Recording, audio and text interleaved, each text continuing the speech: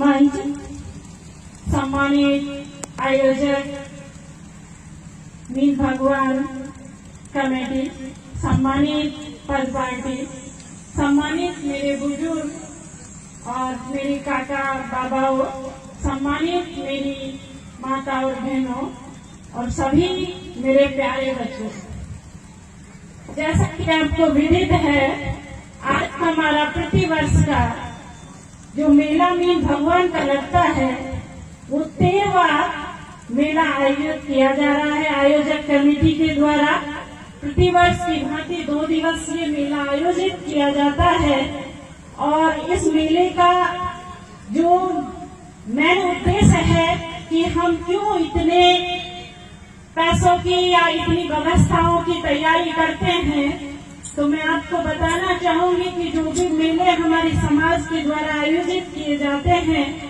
उनमें कहीं भाईचारे की भावना का विस्तार होता है, दूसरा विस्तार होता है सेवा धर्म भावना का, कि कहीं हम एक मंच पर एक जाजम के साथ एक साथ बैठे और हमारी जितनी भी विचार हैं जो पुराने हैं और नयों के साथ हमें चलना है, उन पर एक विचार विमर्श कर सके, एक मंथन कर सके।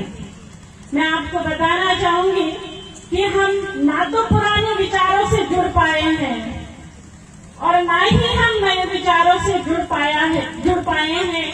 हमें सोचना है, क्योंकि हमारी जो पीढ़ी है वो हमारे माँ बापों ने पढ़ा लिखा कर तो हमें पहुंचा दिया है, लेकिन पढ़ा लिखा कर पता नहीं है हमें परिवार से समाज से इतना दूर भेज दिया है कि हम उस परिवार और समाज से वापस जुड़ना नहीं चाहते।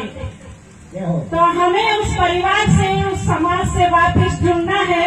मैं भी नौकरी करती हूँ, मेरा डिपार्टमेंट भी ऐसा है कि मैं ग्रामीण क्षेत्र से जुड़ी हूँ, लेकिन फिर भी मेरी इच्छा है, मेरी तहे दिल की इच्छा है कि मैं आप लोगों के बीच में रहूं, जो मेरे लायक सेवा हो सके वो मैं कर सकूं।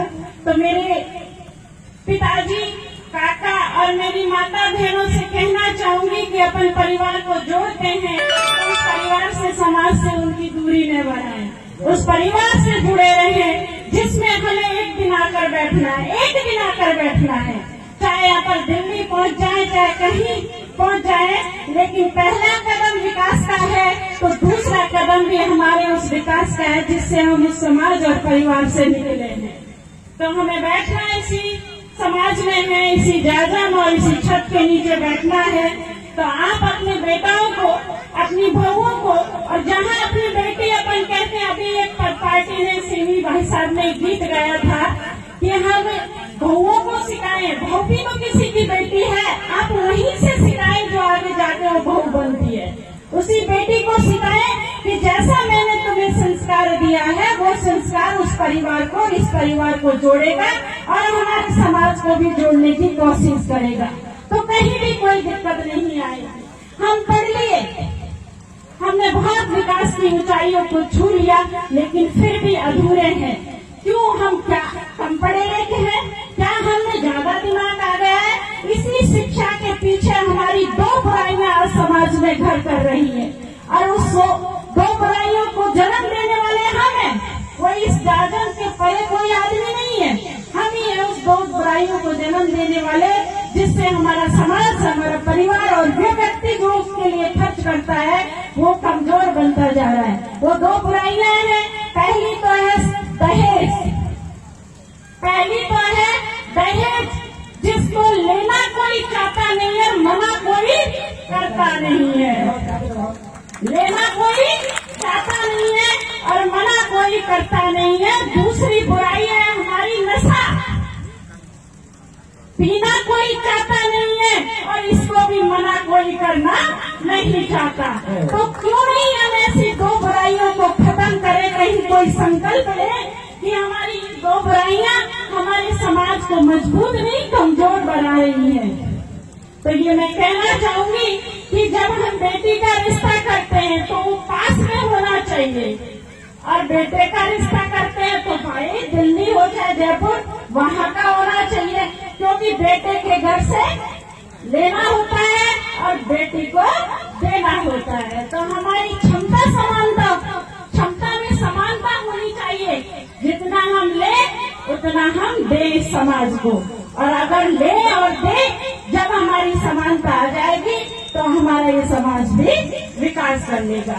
मैं मेरी माता बहन से, ये बैठी मातृशक्ति से कहना चाहूंगी, कुछ चंद पंक्तियां हैं उनको समर्पित करना चाहूंगी कि तू हंसकर जिंदगी जी, तू हंसकर जिंदगी जी, वक्त को बदलना तू भी सीख, वक्त के साथ चलना तू भी सीख, हंसकर उड़ान भरनी है तुझे, कि हंसकर उड़ान भरनी है तुझे।